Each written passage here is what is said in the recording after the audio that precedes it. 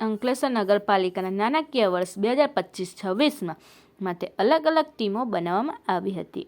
આ ટીમોએ પાલિકાના તમામ વોર્ડમાં વેરા વસૂલાતની કામગીરી હાથ ધરી હતી, જેમાં કુલ 34,000 વધુ મિલકત ધારકો પાસેથી 13.32 કરોડ રૂપિયાના વેરા વસૂલાત સામે 72.26% મિલકત ધારકોએ વેરો ભરપાઈ કરી દેતા રૂપિયા 9.64 કરોડ ઉપરાંતની વસૂલાત થઈ હતી. નાણાકીય વર્ષ 2024-25 %નો ઘટાડો થયો છે.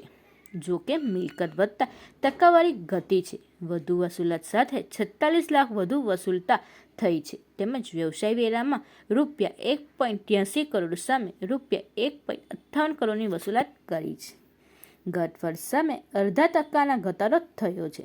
જો કે આવકમાં વધારો થયો છે. 86.29% વસૂલાત થઈ છે. ગત વર્ષ કરતાં 15 લાખથી વધુ વ્યવસાય વેરો વસૂલાયો છે. પાલિકા દ્વારા બાકી પડતો વેરો ભરપાઈ કરવા માટે આગામી 1 મે 2026થી દંડ સાથે વસૂલાત કરવામાં આવશે. તેમજ જો ત્યારે પણ વેરો પણ ન ભરશે તો કાયદાકીય કાર્યવાહી કરવામાં આવશે.